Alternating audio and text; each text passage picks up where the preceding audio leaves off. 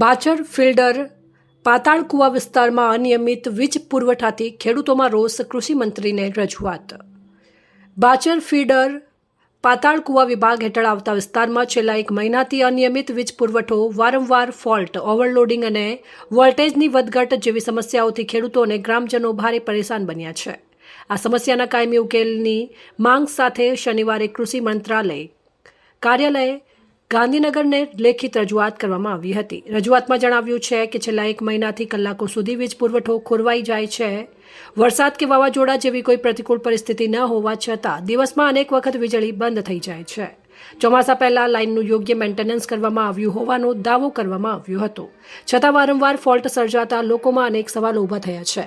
રજૂઆતમાં વધુમાં આક્ષેપ કરવામાં આવ્યો છે કે ટેપિંગના કારણે લાઇન કાપવામાં આવી છે, પરંતુ ત્યારબાદ 2-3 દિવસ સુધી સમારકામ કરવામાં આવતું નથી, જેના કારણે ખેડૂતો અને રહેવાસીઓને વીજળી વગર રહેવાની ફરજ પડે છે।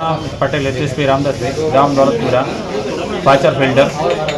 અમને લાસ્ટ 1 મહિનાથી વીજળીમાં વારંવાર ધક્કા ખાવા છતાં, કમ્પ્લેન કરવા છતાં કોઈ જવાબ મળતો નથી। જે બોર્ડમાં અમે રજૂઆત કરી તો ત્યાંના અધિકારી એમ કહે છે કે કમ્પ્લેન અમને મળતી જ નથી, ઉપરના તંત્ર ઉપર નાખવા માંગે છે। અને અહીંયા અમને કે 8 વાગે કમ્પ્લેન મળે છે, જે કાલે અમે તારીખ 31/7 દિવસે 4 વાગે કરેલ હતી। આમનું કેવું એવું છે કે કોઈ ટેપિંગ ઉતારીને જશે એની જવાબદારી અમારી રહેશે નહીં। અમારા ગામમાં બાચર ફિલ્ટરમાં લાઇટ ચાલુ જ હતી, ગામ દોલતપુરા અને વાજમપુરાના ટેપિંગ કોઈ અજાણ્યા વ્યક્તિ ઉતારી દીધા છે, તો હેલ્પરને ફોન કરવાથી એવો જવાબ મળે છે કે રાતે અમે કામ કરતા નથી।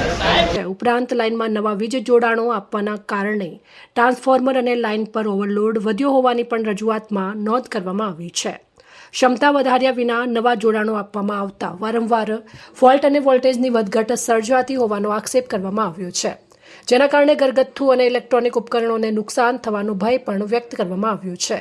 રજૂઆતમાં સમગ્ર વીજ લાઇન અને ટ્રાન્સફોર્મરની તકનીકી તપાસ કરીને કાયમી ઉકેલ લાવવાની માંગ કરવામાં આવી છે। આ દરમિયાન રજૂઆત કરવા પહોંચેલા ગ્રામજનોએ એવો પણ આક્ષેપ કર્યો હતો કે UGVCLના જુનિયર એન્જિનિયર SM દોશી અને નાયબ એન્જિનિયર અને જાહેર માહિતી અધિકારી જીવી પટેલ સમક્ષ રજૂઆત કરતી વખતે ઉગ્ર વાતાવરણ સર્જાયું હતું અને રજૂઆત કરવા આવેલા લોકોને શાંતિપૂર્ણ રીતે જવાબ આપવામાં આવ્યો ન હતો। અંતે ગ્રામજનોએ સરકાર અને UGVCLના ઉચ્ચ અધિકારીઓને સમગ્ર મામલે તાત્કાલિક તપાસ કરીને ખેડૂતો તથા ગ્રામજનોને નિયમિત તથા ગુણવત્તાસભર વીજ પુરવઠો ઉપલબ્ધ કરાવવા માંગ કરી છે। સાયંગલ હીરાભાઈ મોનાભાઈ, ગામ દોલતપુરા, તાલુકો થરાદ, જિલ્લો વાવથરાદ।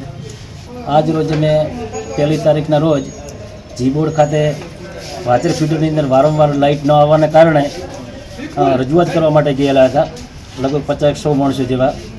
અને જીબોર્ડના મેઇન સાહેબને અમે રજૂઆત કરવા ગયા તો એમની રજૂઆત બરાબર મારે સાંભળી નહીં, અને કે બાચર ફીડર ક્યાં આવેલો છે એ મને ખ્યાલ નથી, એની અંદર હેલ્પરો કોણ છે એ મને ખ્યાલ નથી।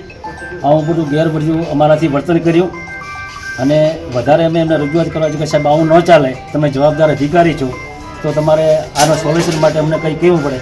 તો કે ભાઈ આનું સોલ્યુશન એમ ન નીકળે, આના માટે તમારે ફરી વખત આવવું પડે।